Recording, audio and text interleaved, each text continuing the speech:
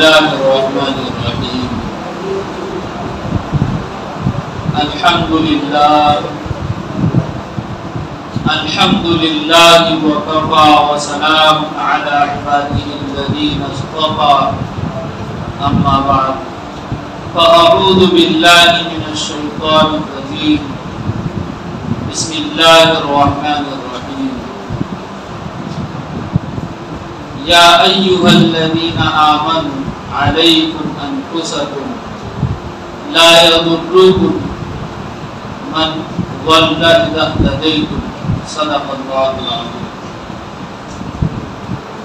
عن أنس بن مالك رحمه الله تعالى أنه بلغه أن النبي صلى الله عليه وسلم قال تركت فيكم أمرين لن تضلوا ما تمسكتم بهما كتاب الله وسنة رسوله أو كما قال النبي صلى الله عليه وسلم.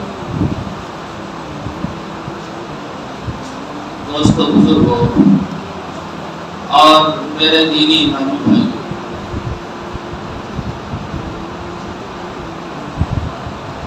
آج آپ لوگوں کے سامنے سلگتا ہوا عنوان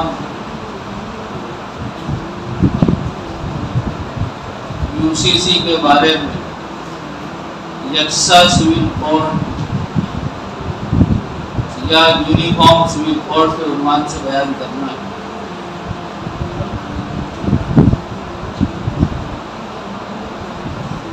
بات کو شروع کرنے سے پہلے ایک شعر آپ سن لیجیے تاکہ کچھ احساس پیدا ہو جائے.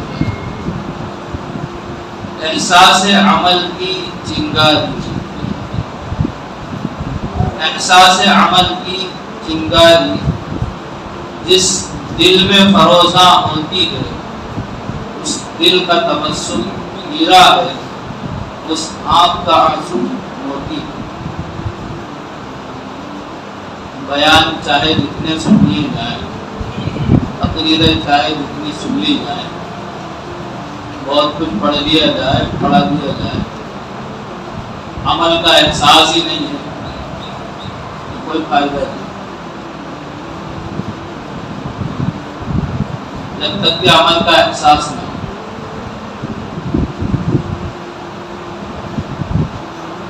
اور انسانی زندگی کی جو رمق ہے، یہی کہہ لیجیے کہ زندہ کسے کہتے ہیں؟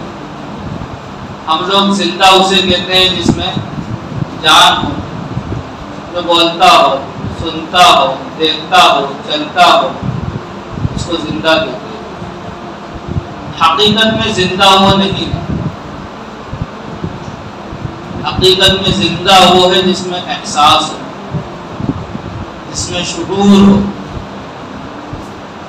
چھوٹی سی مثال ذکر کر رہا ہوں. ایک بچہ ہے، اس کی باتوں کا اعتبار نہیں کیا جاتا، اور ایک بڑا انسان کوئی بات کہتا ہے تو اس کی بات کا اعتبار کیا جاتا ہے. کیوں؟ کیا اس میں جان نہیں ہے؟ کیا اس کو بولنا نہیں آتا؟ کیا اس کے پاس سننے کے لیے کان نہیں ہے؟ پھر اس کی بات کا اعتبار کیوں نہیں؟ پتہ چلتا ہے کہ بات کے ساتھ ساتھ بولنے والے میں وزن بھی ہونا چاہیے. تو زندگی اس چیز کا نام نہیں ہے کہ ہم کھا رہے ہیں، پی رہے ہیں، سو رہے ہیں، بول رہے ہیں. اس کا نام زندگی نہیں ہے. یہ تو جانور بھی کر رہا ہے کام. انسانوں سے زیادہ کھاتے ہیں، انسانوں سے زیادہ سوتے ہیں، اور انسانوں سے زیادہ جو ہے محنت کرتے ہیں، موج مستی کرتے ہیں، تفریح کرتے ہیں. اگر یہی مقصد ہے زندگی کا تو پھر جانور بہت اچھا کام کرتا ہے. ایک شیر پورا ایک جانور پھیلاتا ہے، انسان سے تو آدھا کلو 1 کلو بھی نہیں کھلتا. تو اس کا مطلب تو یہ ہے شعر اچھی زندگی گزار رہا ہے. ایک پورا جو کیا بولتے ہیں سادی کا طبیلہ ایک بھینس اکیلے کھا جاتی ہے، وہ اچھا کام کر رہی ہے. اگر کھانا پینا سونا یہی مقصد ہے زندگی کا تو جانور بہت اچھا کام کر رہے ہیں. اور اگر یہ مقصد نہیں ہے تو پھر یہ کہا جائے گا کہ یہ انسان جانوروں کی طرح ہے. اور یہ بات قرآن کریم میں 7ویں پارے میں 14 صفحے میں لکھی ہے. اور آگے ایک بات اور لکھی اسی آیت میں، بل ہم اضل، یہ تو جانوروں سے بھی بدتر ہے. کیوں بدتر ہے؟ بھائی جانور تو کام کے لیے، بھینس اگر کھا رہی ہے تو دودھ بھی تو دے رہی ہے. دودھ دینا بند کر دیتی ہے تو اس کا گوشت اس سے فائدہ اٹھاتے ہیں انسان. پہلے کے زمانے میں اس کے گوبر سے بھی فائدہ اٹھایا جاتا تھا اور اب بھی کسی درجے میں اٹھاتے ہیں. یہاں تک کہ اس کی ایک ایک چیز کام میں آتی ہے. اس کا جو چمڑا نکلتا ہے، جو کھال نکلتی ہے، اس کے بھی جوتے چپل بن جاتے ہیں، شوٹر بن جاتی ہے، کوٹ بنتے ہیں، گرم کپڑے تیار ہوتے ہیں، قالین تیار ہوتی ہے. جانور تو کام کا ہے، اگر کھا رہا ہے تو حق ادا کر رہا ہے. اور اگر ایک دن دودھ نہ دے تو اس کے مالک کا پارا اوپر چڑھ جاتا ہے. 4 لوگوں سے شکایت کرتا آ رہا ہے بھینس نے دودھ نہیں دیا، بیچنا ہے. دوسرا کہتا ہے میں کیا کروں گا لے کر جب دودھ ہی نہیں دے رہی ہے تو. دونوں کہتے ہیں چلو پھر کسائی کے پاس چلتے ہیں.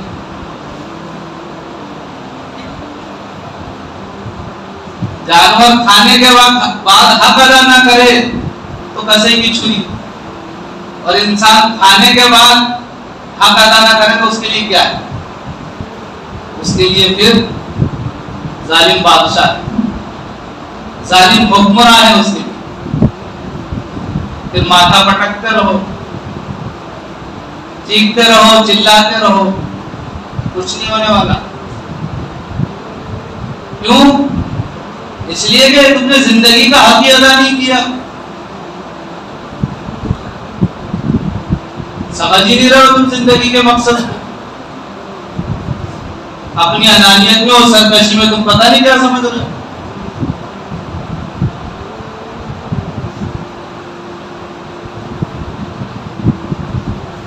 مقصد کو بھول گئے لوگ. صحیح معنوں میں جانوروں کی طرح زندگی گزار رہے ہیں. جانور کا کام کھانا پینا سونا اور بس وقت گزر.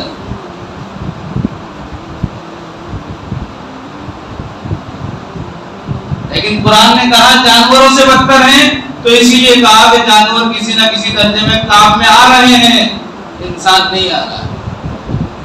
وہ کام کیا ہے؟ جانور اپنے مالک کا حق ادا کرتا ہے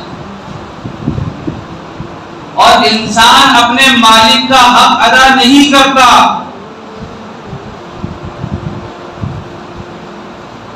جانوروں کے پاس عقل سلیم نہیں ہے. جانور کو نہیں پتا کہ یہ جو پانی رکھا ہے یہ میرے مالک نے میرے لیے رکھا ہے یا کسی دوسرے کا ہے، اس کو نہیں پتا. انسان کو اللہ نے عقل سلیم دی ہے. انسان کو پتا ہے کہ یہ سامان میرا ہے اور یہ میرا نہیں ہے. پھر بھی انسان ادھر ادھر نظر اٹھائی، کوئی نہیں دیکھ رہا، اٹھا کے رکھ لو. اس لیے جانوروں سے بدتر ہے. اور جو صحیح معنوں میں انسان ہیں، جو وما خلقت الجن والانس الا لیعبدون کے تحت زندگی گزارتے ہیں، ان کے لیے تو فرمایا یہ کہ یہ اشرف المخلوقات ہے. ان کے لیے تو فرمایا صحابہ اکرام کی صفات میں اولئک هم المفلحون، کامیاب یہی ہیں، اولئک هم المہتدون، ہدایت یافتہ یہی ہیں، اولئک هم الفائزون، کامیابی انہی کا مقدر ہے، اولئک هم الراشدون، کسی رہنما کی تلاش میں ہو تو یہی رہنما ہیں، یہی ہیں ہدایت یافتہ، صحیح راستے پر یہی لوگ چل رہے ہیں، ان کے راستے کی پیروی کرو۔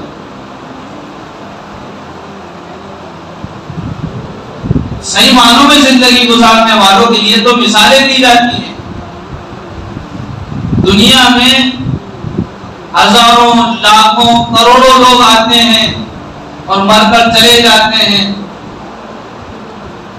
لیکن زمانہ بڑا بے رحم ہے، کسی کو یاد نہیں رکھتا، بھلا دیے جاتے ہیں۔ لیکن وہ شخصیتیں، وہ لوگ، وہ افراد جو کچھ کرتے ہیں، زمانہ ان کو بھلا نہیں پاتا، صدیاں ان کو بھلا نہیں پاتی، رہتی دنیا تک ان کے چرچے ہوتے ہیں، ان کو یاد رکھا جاتا ہے۔ کیوں؟ اس لیے کہ کچھ کر کے جاتے ہیں، اور جو کچھ نہیں کرتے، کھانے پینے سے، وقت گزاری سے مطلب رکھتے ہیں، ان کو تو ان کے اپنے بھی بھول جاتے ہیں۔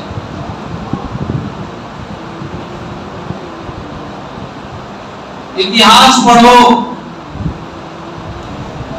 دنیا کی ہسٹری پڑھو، کچھ نہیں تو کم از کم اسلامی تاریخ کا مطالعہ کرو، پتہ چلے گا کہ ہزاروں، لاکھوں، کروڑوں، ان گنت لوگوں میں سے تاریخ نے کن لوگوں کو یاد رکھا ہے؟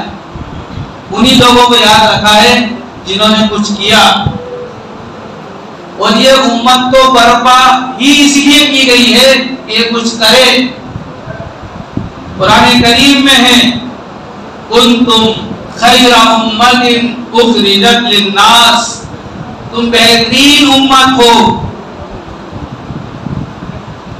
اگر یہاں مجھ سے کہا جائے کہ تم مفتی صاحب ہو، اور میں کہوں آپ سے کہ آپ ماسٹر صاحب ہو، تو بھائی مفتی صاحب کا کوئی کام تو متعین ہوگا نا، ماسٹر صاحب کا کوئی کام تو متعین ہوگا۔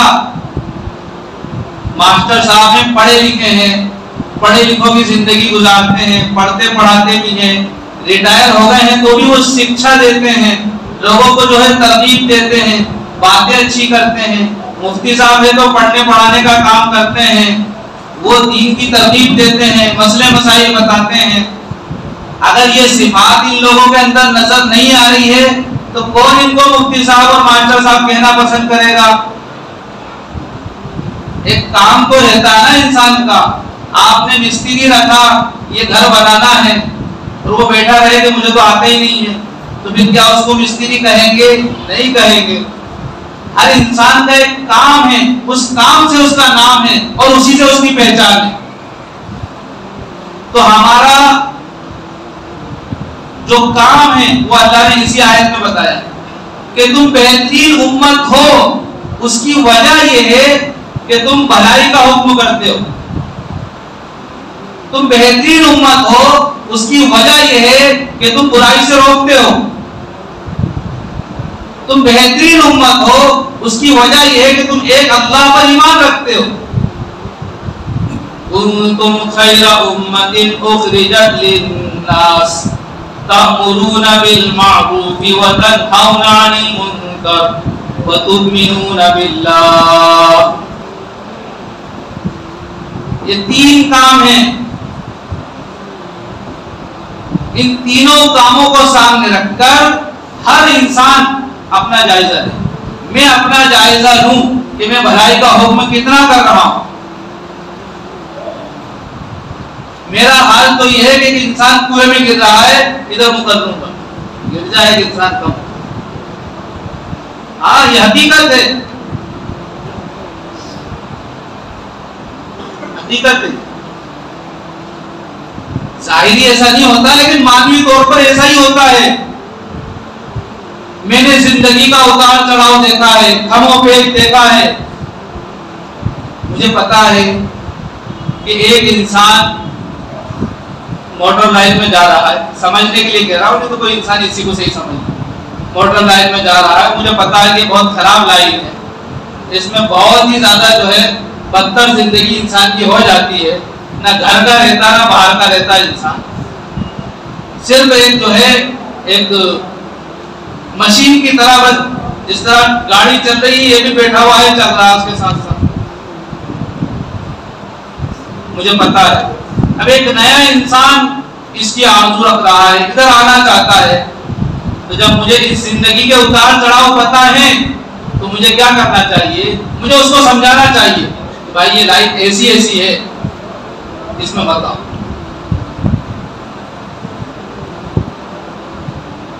سود، لون، سموہ کتنے عام ہیں، ادھر لوگ آ رہے ہیں، آپ سمجھدار ہیں، مجھے پتا ہے کہ یہ راستہ بہت خراب ہے، بہت غلط جگہ جا رہا ہے، یہ راستہ ایسا ہے کہ جس میں تباہی تباہی ہے، بربادی ہی بربادی ہے، کہیں بھی سکون نہیں ہے اس راستے میں، عزتیں بھی محفوظ نہیں ہیں.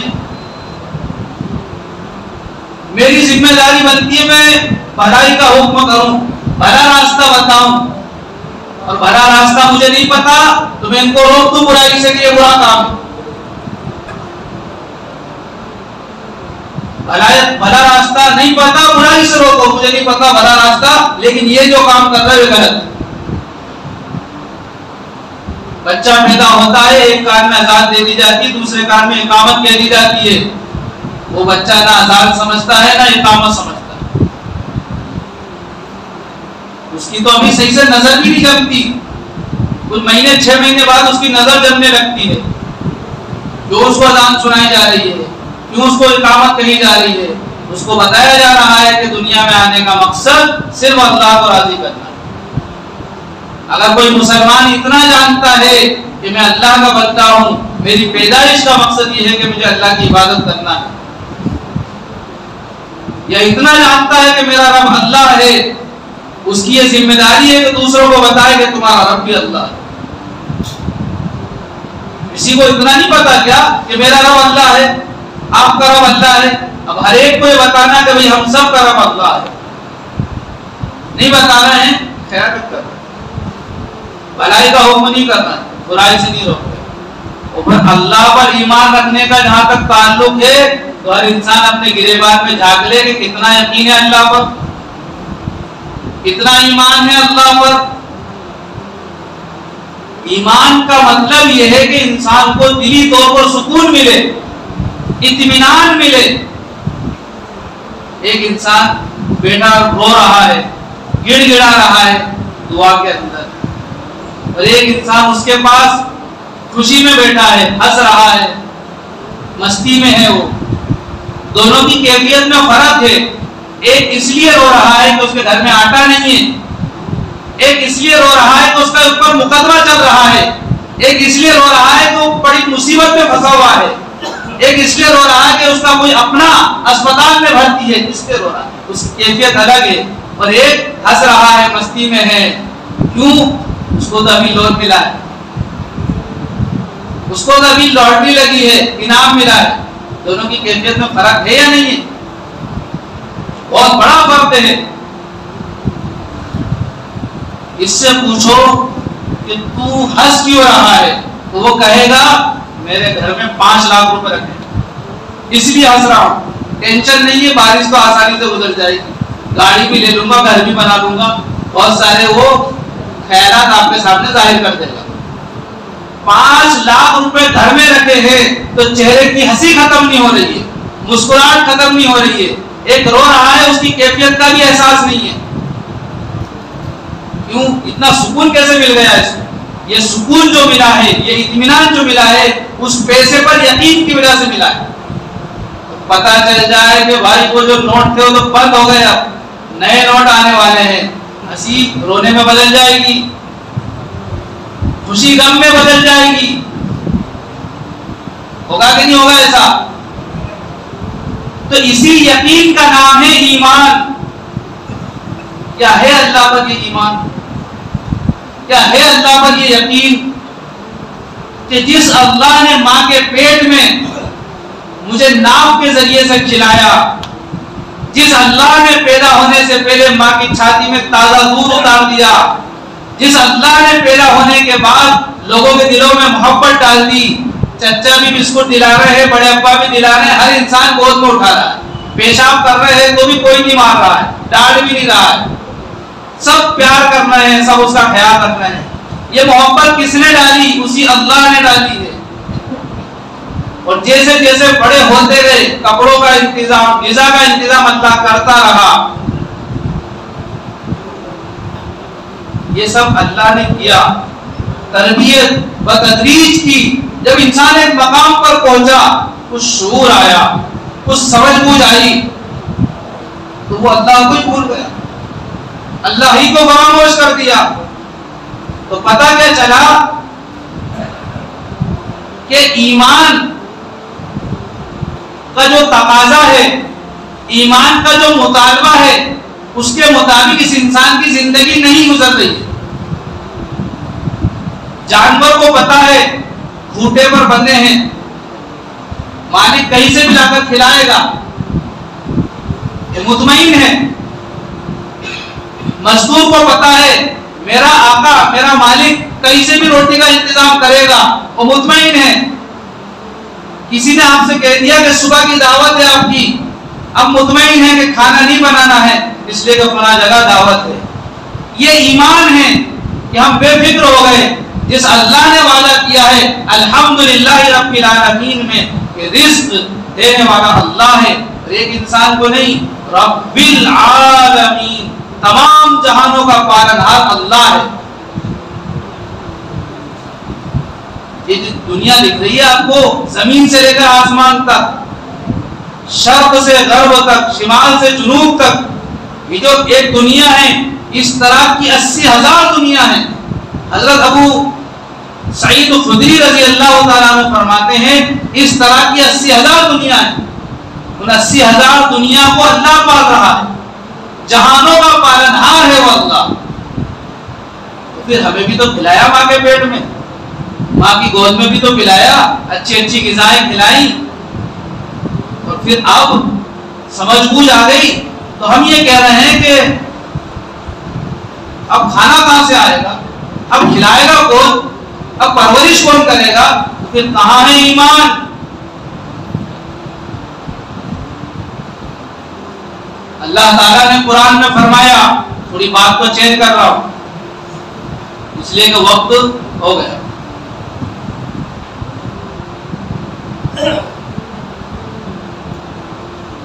اللہ تعالیٰ نے قرآن میں فرمایا سود، بیاض انسان کو مٹا کر رکھ دیتا ہے، اور صدقہ اس کی تربیت کی جاتی ہے، وہ انسان کو آباد کر دیتا ہے۔ سود کو چھوڑ دو اور اپنے مال کو اللہ کی مرضی کے مطابق خرچ کرو، اور نہیں ہے تو قناعت کی زندگی گزارو، جو ملے اسی پر صبر اور شکر کے ساتھ جیتے رہو۔ اور ایک بہت خطرناک دھمکی اللہ نے دے دی کہ جو لوگ سود لیتے ہیں یا دیتے ہیں یا دلواتے ہیں یا گواہ بنتے ہیں یا راستہ بتا دیتے ہیں، کسی بھی اعتبار سے شریک ہیں، ان سے اللہ کی طرف سے جنگ کا اعلان ہے۔ اب جب اللہ نے ہم سے جنگ کا اعلان کر دیا تو میدان جنگ میں کسی پر رحم نہیں کیا جاتا۔ آپ کا دشمن آپ کو مارنے کے لیے ہتھیار لے کر آ رہا ہے، وہ رحم کرے گا؟ کیونکہ اس نے تو جنگ کا اعلان کر دیا ہے۔ جب جنگ کا اعلان اللہ کی طرف سے سود خوروں کے لیے، تو پھر مدد کا تو کوئی سوال ہی نہیں ہے۔ اب پوری قوم چیختی رہے، چلاتی رہے، روتی رہے، آنسو بہاتی رہے، اور اللہ مدد بھیج دے، نہیں آئے گی مدد۔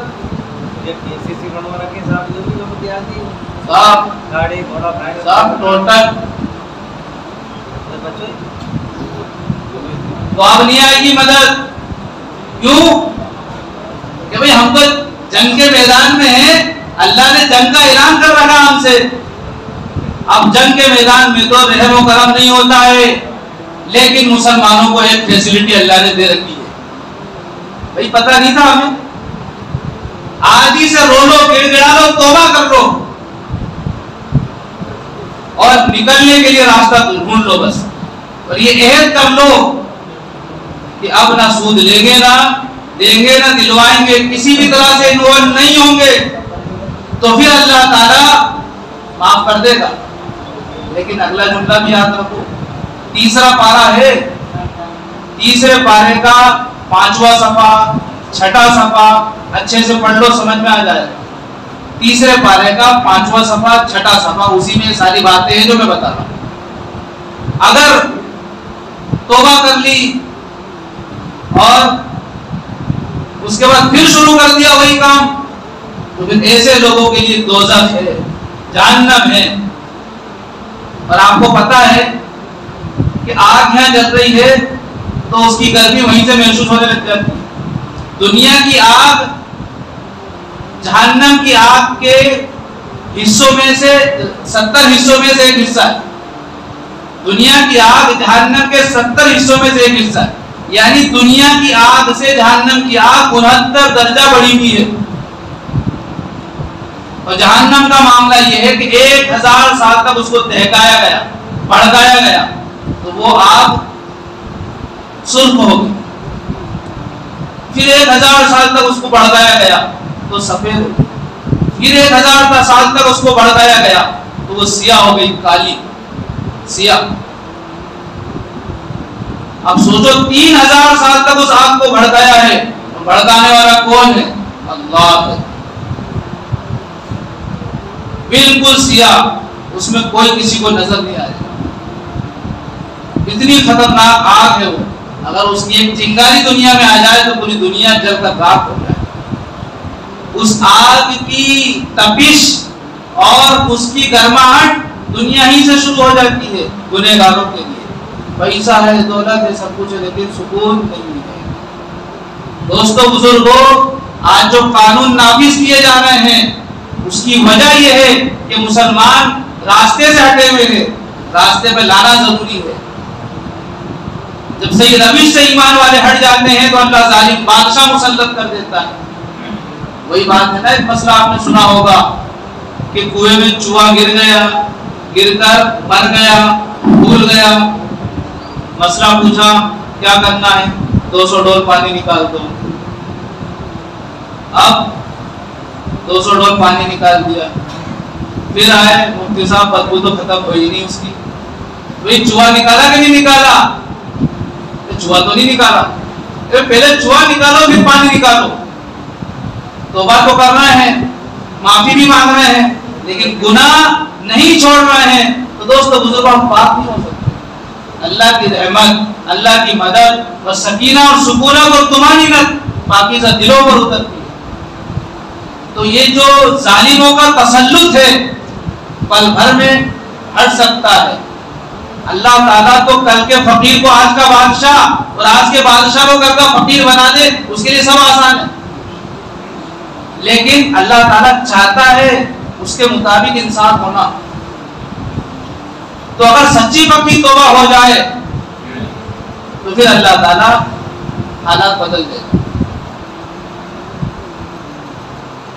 جب چاروں طرف سے ظلم پھیل گیا تھا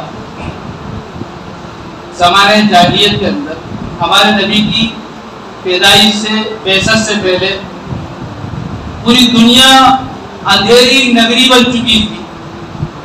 کوئی کسی کا نہیں تھا. جس طرح جانور، شیر کمزور جانوروں کو نہیں کھا جاتا ہے، ایسے انسان کو کھا رہے تھے. اتنا خطرناک ظلم ہو رہا تھا. عورتوں کو وراثتوں میں تقسیم کیا جاتا تھا اور غلام، ان کا مالک ان کو چاہے تو مار دے، چاہے تو جلا دے. ان کو ہر طرح کا اختیار تھا، چاہے تو کھانا دے، چاہے تو نہ دے. بہت زیادہ ہر طرح کی ظلم، ہر طرح کی بربریت پھیلی ہوئی. جب ظلم کے بادل چاروں طرف منڈلا جاتے ہیں تو پھر اللہ تعالیٰ ہدایت کا چراغ روشن کرتا ہے. تاتاریوں کا زمانہ تھا، اور اتنا خطرناک زمانہ تھا کہ ایک عورت اپنے سر پر بیڑا لے کر، مٹکا لے کر پانی بھرنے جا رہی ہے. اس نے دیکھا کہ ایک آدمی آ رہا ہے، وہ وہیں پہ رکی، کہا تو مسلمان دکھ رہا ہے، مسلمان ہے؟ تو وہ سر جھکا کر کہتا ہاں میں مسلمان. تو وہ عورت کہتی رک، کم بخت تو زندہ کیسے؟ یہیں پہ رک، ابھی تلوار لے کر آتی ہوں، تیرا سر قلم کر دوں گی. وہ عورت گھر جاتی، تلوار لے کر آتی اور اس کا سر قلم کر دیتی. بزدلی اتنی زیادہ داخل ہو گئی تھی کہ وہ آدمی چاہتا تو بھاگ سکتا تھا، جان بچا سکتا تھا، لیکن وہ نہیں بھاگتا. یہ جو ہماری قوم جا رہی ہے نا، بزدلی کی طرف جا رہی ہے،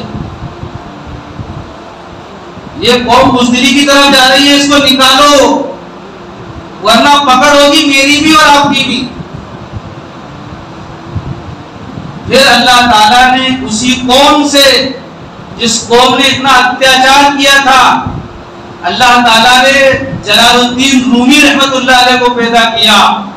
اور وہی جلال الدین رومی اسی نسل کے تھے، تاتاری نسل کے تھے، تاتاری خاندان کے تھے، جنہوں نے علوم اسلامیہ کو حاصل کیا اور پھر اسلام کی انہوں نے پاسبانی کی، اسلام کی تبلیغ کی، اور پھر سے مسلمانوں نے اسلام کا سورج دیکھا، اسلام کی فتح دی. لیکن اس کے لیے تھوڑا سا لمحہ فکریہ ہے کہ اسلام تو آیا ہے پھیلنے کے لیے، پھیلے گا، لیکن جو چلے گئے ان کا کیا ہے؟ اسی قوم سے اللہ نے جو ہے پیدا کیے بہادروں کو، اسلام کو پروان چلایا. یہ تو شروع سے تاریخ رہی ہے. نبی اکرم صلی اللہ علیہ وسلم نے دعا مانگی کہ اللہ عمر رضی اللہ تعالیٰ عنہ کے ذریعے یا عمرو بن ہشام کے ذریعے اسلام کو عزت عطا فرما. تو اللہ نے حضرت عمر بن الخطاب رضی اللہ تعالیٰ عنہ کو اسلام کی توفیق دی اور مشرفہ اسلام، اور اللہ نے اسلام کو عزت دی ان کے ذریعے. تو یہ تو ہے، لیکن جو مسلمان ہیں وہ مظلومیت کی موت مر گئے، ظلم کا نشانہ بن گئے، ان کا کیا ہے؟ میں بتانا چاہ رہا ہوں کہ کچرے کی صفائی ایسے ہی ہوتی ہے. رحم نہیں کیا جاتا ہے کہ کچرا ہے بیچارہ اس کو ادب سے رکھ دو، کچرے کو تو جھاڑو سے دھکے دے کے باہر نکالا جاتا ہے. ابھی بارش ہے، جتنا کچرا تھا سب پانی بہا کر لے گیا. ایسے ہی کمزور عقیدے والوں کا صفایا ہوگا، کمزور ایمان والوں کا صفایا ہوگا. اور اس سے مراد جو بے دین ہیں، جن کی زندگیوں میں دین نام کی کوئی چیز ہے ہی نہیں. اس لیے کہ اللہ نے اسلام کو تو عزت دی ہے. میں اپنی طرف سے نہیں کہہ رہا ہوں، میں حوالہ دے رہا ہوں آپ کو. 26واں پارہ اور اس کا 9ویں صفحے کی آخری آیت پڑھی جائے. مفسرین لکھتے ہیں کہ سب سے ڈینجر آیت قرآن کریم کی یہی ہے. اللہ تعالیٰ نے اس میں مارنے مرنے کی دھمکی نہیں، ہم تو ڈینجر اسی کو سمجھتے ہیں. فرمایا ان تتولوا، اگر پیٹھ دکھاؤ گے یعنی اسلام سے منہ پھیرو گے، یستبدل قوما غیرکم، اللہ تمہاری جگہ دوسری قوم کو لے آئے گا، بدل دے گا تمہیں، تمہاری جگہ دوسرے ہوں گے. اور پھر آگے ایک بات اور فرمائی، ثم لا یکونوا امثالکم، پھر وہ تمہاری طرح نہیں ہوں گے. جو لوگ اسلام قبول کر رہے ہیں ان کی زندگیوں کو دیکھ لیجیے آپ، ایک ایک سنت کو معلوم کر رہے ہیں اور اس پر عمل کر رہے ہیں. ایک ایک سنت، ناخن کیسے کاٹنا ہے، مونچھ کیسے کاٹنا ہے، بال کیسے کاٹنا ہے، ایک ایک سنت، سرما کیسے لگانا ہے، ان کو پتا ہے، خاندانی مسلمان کو پتا نہیں. تو یہ تبدیلی ہو رہی ہے. ایک مثال اور دے دوں، آج سے 3 سال پہلے یا 3.5 سال 4 سال پہلے نیوزی لینڈ کے اندر ایک شخص مسجد میں گھسا اور کئی سارے نمازیوں کو مار دیا جمعے کے دن. سنا ہوگا نا واقعہ. وہاں پر اذان پر پابندی تھی، آج وہاں پر ریڈیو میں اذان ہو رہی ہے. ایک اذان ہوتی پورے ملک میں آواز سنائی دیتی ہے. اور جب انہوں نے دیکھا کہ اتنے سارے مسلمان شہید ہوئے ہیں، آخر کیا وجہ ہے، انہوں نے اسلام پر ریسرچ کیا. بڑے بڑے تعلیم یافتہ لوگ اسلام میں داخل ہوئے ہیں اور جتنے مرے تھے تقریباً 200-300 لوگ مرے تھے، ہزاروں کی تعداد میں لوگ مسلمان ہوئے. تو اس طرح تبدیلی ہوتی ہے. دوستو بزرگوں، مجھے اور آپ کو فکر کرنے کی ضرورت ہے. اسلام کو تو اللہ نے عزت دی ہے اور عزت ملے گی، نبی اکرم صلی اللہ علیہ وسلم نے فرمایا کہ اسلام تو پھیلنے کے لیے آیا ہے اور پھیلے گا. جس کو عزت کے ساتھ آنا ہو عزت کے ساتھ اسلام میں آئے گا, اور جس کو ذلیل ہونا ہو ناک رگڑ کر اسلام میں آئے گا. اسلام تو پھیلے گا. اسلام کو کوئی مٹا نہیں سکتا. اسلام کی فطرت میں قدرت نے لچک دی ہے, تم جتنا دباؤ گے یہ اتنا ہی ابھرے گا. یہ تو اللہ کے نبی صلی اللہ علیہ وسلم کی پیشن گوئی ہے. فکر تو مجھے اور آپ کو اپنی کرنا ہے کہ کہیں ایسا نہیں ہو کہ میں نافرمانوں میں فاسقین میں لکھا جاؤں. آج جو قانون بن رہا ہے بڑا طرف فکریہ ہے. مختصر اس کے بارے میں ذکر کرنا ہے, اور وہ یہ ہے کہ یہ کوشش 1937 سے چل رہی ہے, آج سے نہیں ہے. 1937 کے اندر یہ قانون بنا تھا, مسلم پرسنل لا, اور یہ علماء کرام کی جدوجہد سے بنا تھا. ایک لمبی تاریخ ہے, مختصر یہ کہ انگریزوں کا تسلط تھا, اور اس سے پہلے مغلوں کا زمانہ تھا. جب مغلیہ سلطنت کو زوال ہوا, مغلیہ سلطنت اقتدار سے گر گئی, انگریز آئے, تو پھر انگریزوں نے اپنی عدالتوں میں فیصلے کرنا شروع کیے. مسلمانوں کے جو اسلامی مسائل تھے ان کا فیصلہ کرنا انگریزوں کو یاد نہیں تھا. تو اس کے لیے انہوں نے کچھ کتابیں لکھی, کچھ لکھوائی, اور اس کی غلط سلط تشریح بعد میں ہوتی رہی. اس لیے کہ ایک دین پڑھا ہوا, ایک دنیا پڑھا ہوا. کسی لکھی دین والے نے اس کی تشریح کر دی, کسی دنیا کی تعلیم یافتہ انسان نے اب وہ اپنی طرف سے کر دی, دماغ لگا کر معاملہ گڑبڑ ہو گیا. وہی کتابیں کئی سالوں تک چلی, غلط سلط فیصلے ہوتے رہے. علماء نے پھر آواز اٹھائی تو جگہ جگہ دارالقضا قائم ہوئی, جس کو آپ لوگ قصاب کہتے ہیں, اور اس کے اندر مسلمانوں کے اسلامی فیصلے ہونے لگے. لیکن اس قانون کو زیادہ ٹائم نہیں ہوا تھا کہ اسی ٹائم سے آوازیں اٹھنا شروع ہو گئی, اور یکساں سول کوڈ کی بات ہونے لگی, یونیفارم سول کوڈ کی بات ہونے لگی کہ پورے ملک میں ایک جیسا قانون ہونا چاہیے, سب کو برابر کا حق ملنا چاہیے. نہ کوئی اس قانون کو تو بنا سکتے ہیں لیکن اس پر عمل کوئی نہیں کر سکتا. اس قانون پر عمل کوئی نہیں کر سکتا, اور نہ آج تک کہیں ہوا ہے. لوگ بیان کرتے ہیں, وعدہ دیتے ہیں کہ ایک گھر میں 10 لوگ ہیں, 10 کے لیے الگ الگ قانون بنائیں گے تو گھر کیسے چلے گا. اس لیے ملک ہے, ملک میں اگر 2 قانون ہوں گے تو ملک کیسے چلے گا. تو پھر اتنے سال سے کیسے چل رہا تھا, اتنے سال سے کیسے چل رہا تھا, وہ پھر اتنے سارے ملک ہے دنیا میں, وہ کیسے چل رہا ہے. یہ صرف چناوی مدعا ہے, الیکشن کا مدعا ہے, لیکن اس کے سائے میں مسلمانوں کو اور یوں دیش کے ہر ناگرک کو بڑا نقصان ہونے والا ہے. اس کا سب سے بڑا نقصان آدیواسیوں کو ہوگا. آدیواسیوں کے پاس جو زمین ہے وہ زمین وہ بیچ نہیں سکتے اور کوئی خرید نہیں سکتا, وہ مالک ہیں اور ہمیشہ وہ مالک رہیں گے. لیکن یہ قانون بن جائے گا تو مالدار طبقہ, پونجی پتی طبقہ وہ زمین خرید لے گا. اور سائنٹسٹ کا کہنا ہے کہ جو آدیواسیوں کے پاس جو زمین ہے اس زمین کے اندر خزانہ چھپا ہوا ہے. قدرت کی عجیب عجیب جو ہے اس میں دھاتیں چھپی ہوئی ہیں. سیٹلائٹ کے ذریعے انہوں نے پتہ لگا دیا. اب قانون ایسا ہے کہ وہ زمین خرید نہیں سکتے اور وہ بیچ نہیں سکتے. جس طرح پٹے کی زمین ہے, پٹے کی زمین نہ بیچ سکتے نہ خرید سکتے, ایسے ہی تو سب سے بڑا نقصان ان کو ہوگا. قرآن کریم کی 40 آیتیں مسلمان اس پر عمل نہیں کر پائیں گے اس قانون کو بننے کے بعد. ہر قوم, ہر تنظیم کو, ہر سوسائٹی کو اس سے نقصان ہے. میں مسلمانوں کا نقصان آپ کو بتا دوں, سب کا بتاؤں گا, بہت ٹائم ہوگا.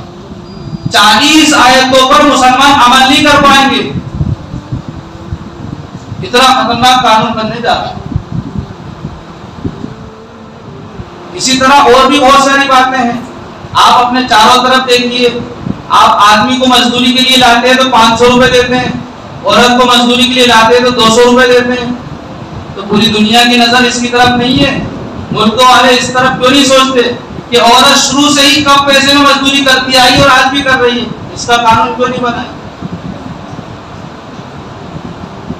نہ بن سکتا ہے نہ کوئی بنا سکتا، بن جائے تو کوئی عمل نہیں کر سکتا۔ عورت کو ہمیشہ نشانہ بنایا ہے، اور یہ عورتوں کے ساتھ بھی بہت بڑی زیادتی ہونے جا رہی ہے۔ لیکن بہت ساری نادان عورتیں اور مسلمانوں میں ایسی عورتیں ہیں جو اس غلط فہمی کا شکار ہو گئی۔ سوچنے سمجھنے کی بات یہ ہے کہ عمل تو ہو نہیں سکتا، اس لیے کہ برابری کا حق کوئی دے نہیں سکتا۔ مردوں کی تنخواہ زیادہ ہوتی ہے، عورتوں کی کم ہوتی ہے، مردوں کو زیادہ حق ملتا ہے، عورتوں کو کم ملتا ہے۔ سب سے بڑی جو بات یہ ہے، خلاصے کے طور پر یہ کہہ دوں کہ مسلمانوں کو ایک طرح کی فیسلٹی سمجھ لیجئے کہ ملی ہے مسلم پرسنل لا کے تحت۔ اس کے تحت مسلمان اپنے بہت سارے جو ہے اسلامی قانون پر عمل کرتے ہیں۔ جب یہ قانون نافذ ہو جائے گا تو ایک طرح سے مسلم پرسنل لا ختم ہو جائے گا، اور جب مسلم پرسنل لا ختم ہو گیا تو جتنی بھی قرضات آپ کو دکھائی دے رہی ہیں یہ سب ختم ہو جائیں گی۔ یہاں تک کہ آپ گھر میں بیٹھ کر 4 لوگ صلح صفائی کر لیتے ہیں، اس صلح صفائی کی کوئی مانیتا نہیں رہے گی۔ کیوں نہیں رہے گی؟ اس لیے کہ آپ کا گھر ہے، وہ کورٹ نہیں ہے۔ صلح صفائی وہ جو کورٹ دے دے گا، کورٹ جو فیصلہ کر دے گا وہ صلح صفائی ہوگی۔ آپ نے گھر میں بیٹھ کے کوئی فیصلہ کر لیا تو آپ کو نہیں اس کی مانیتا نہیں ہوگی۔ کورٹ یہ کہے گا کہ آپ جج ہو یا آپ وکیل ہو، پھر گھر کا فیصلہ مانیں گے یا کورٹ کا مانیں گے، تو اس کی کوئی مانیتا نہیں جب تک کہ کورٹ میں اس کو پیش نہ کیا جائے۔ تو اس طرح سے جو سمجھوتے والی باتیں وہ بھی رد ہو جائیں گی، قرضات رد ہو جائیں گی، اور جس طرح آج قاضی صاحب نکاح پڑھاتے ہیں، قاضی صاحب کا رول ختم ہو جائے گا۔ آج تو مسلمان، اللہ کا شکر ہے، اپنے یہاں تو مسجدوں میں ہی نکاح ہوتے ہیں، شہروں میں چلے جائیے بھرمار ہے، مسجدوں میں کوئی آتے ہی نہیں نکاح پڑھانے۔ ایک سنت ہے مسجد میں نکاح کرنا، اس لیے کہ نکاح عبادت ہے اور عبادت مسجد میں ہوتی ہے، اس لیے فرمایا کہ مسجد میں نکاح کرو۔ مسلمان نہیں کرتے عمل۔ اب جو قانون بنے گا اس کے بعد قاضی صاحب کا کام ہی ختم ہو جائے گا۔ عدالت میں برات لے جاؤ، وہی نکاح ہوگا، وہی رجسٹریشن ہوگا اور وہیں سے رخصتی ہوگی۔ اس طرح سے بہت سارے نقصان ہیں۔ 40 آیتوں پر مسلمان چاہتے ہوئے بھی عمل نہیں کر پائیں گے۔ اس لیے دوستو بزرگوں، آج کی آخری تاریخ ہے، ایک ویب سائٹ کے ذریعے یا QR کوڈ کے ذریعے انسان اپنی خود کی رائے دے سکتا ہے، لیکن گھر میں اور بھی سدسیہ ہیں تو ان سب کی رائے دینا ہے۔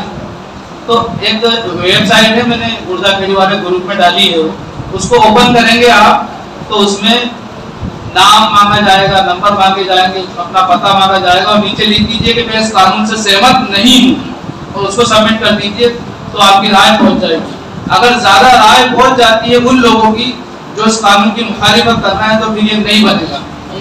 لیکن علماء کی طرف سے جو بات آئی ہے وہ یہ ہے کہ بھائی ہر مسلمان اپنی رائے دے، اور اپنے پڑوس میں جو غیر مسلم رہتے ہیں ان کو بھی سمجھاؤ کہ جو ہمارے برسوں کی پرمپرائیں ہیں، ہمارے جو بزرگوں سے ہماری ان کی کچھ یادیں ہیں جو وابستہ ہیں، ان کو کیسے ختم کر دیں۔ تو ہر ناگرک اپنی پرمپرائیں اس کو ختم کرنا پڑے گی۔ میں نے بتایا ہی نہیں آپ کو، وہ سب جانتے ہیں، تو بتاؤ اپنے پرسوں سے جس آستھا پر اور جس وچار دھارا پر ہم رہتے آئے ہیں اس کو کیسے چھوڑ دیں۔ مثال کے طور پر کوئی آپ سے کہے کہ آپ کے ابا دھوتی کرتا پہنتے تھے، آپ مت پہنو، تو وہ کہہ رہا میرا تو خاندانی پہنواز ہے، مجھ سے کہے تو میرا ٹوپی پائجامہ کرتا مت پہنو، تو میں کیسے چھوڑ دوں گا۔ یہ تو ظاہری شکل بتا رہا ہوں میں، یہ تو ایک لیول ہے۔ یونیفارم سول کوڈ کا مطلب لباس چینج کرانا نہیں ہے، قانون بدلنا ہے کہ آپ ہر ایک انسان ایک ہی قانون پر عمل کرے۔ جب یہ بہت مشکل ہے، ایک باپ کی 4 اولاد ہیں، چھوٹے بچے کے لیے دودھ کا انتظام کرنا پڑے گا، بڑے کے لیے کچھ ہلکی پھلکی غذا کا انتظام کرنا پڑے گا، اس سے بڑا جو ہے اس کے لیے 10 سال کا ہے تو چھوٹے کپڑے، 20 سال کا ہے تو بڑے کپڑے سلوانا پڑیں گے، ٹھیک ہے نہیں۔ اب وہ بڑے بچے کو مل رہے ہیں بڑے کپڑے، وہی بڑے کپڑے چھوٹے بچوں کو دو گے تو کیسے پہنے گا؟ اس کا تو کمبل بنا کے سوئے گا، اور چھوٹے بچے کے کپڑے اس بڑے کو دے دو گے 20 سال والے کو تو ٹوپی بنا کے لگا دے گا۔ تو یہ ایسا ہو نہیں سکتا۔ تو اس لیے یہ اصل کچھ نہیں ہے، اصل ہے مسلمانوں کی پہچان ختم کرنا. ابھی کہیں نہ کہیں ہم لوگوں کی پہچان اور شناخت ہے جو مسلم پرسن اللہ کی شکل میں موجود ہے, جمعیت کی شکل میں موجود ہے. جب یہ بولیے اس سے بڑی کوئی تنظیم ہے بھی نہیں مسلمانوں کے پاس, تو یہ بہت بڑا نقصان ہونے والا ہے. تو ہر ایک اپنی رائے دے. 25 کروڑ مسلمان ہیں پورے ملک, کتنے, اور کل تک کی رپورٹ بتا رہا ہوں کہ 17 لاکھ لوگوں نے اپنی رائے کی. کتنی, 1 کروڑ پہ بھی نہیں پہنچے, آدھے کروڑ پہ بھی نہیں پہنچے. کتنے افسوس کی بات ہے. ابھی یہی دیکھ لو 5-6 لوگ ہاتھ اٹھے ہیں. تو بھائی ہم اپنے علماء کی بات مانتے ہوئے عمل کریں. قانون اگر نہیں بنتا ہے تو شکر ادا کریں گے اللہ کا, اور اگر بن گیا تو ہم نے کوشش تو کر لی نا. کوشش کرنے کے بعد بن جاتا ہے تو ہم گنہگار نہیں ہوں گے. اس لیے کوشش ضرور کریں. فارم بھریں سب,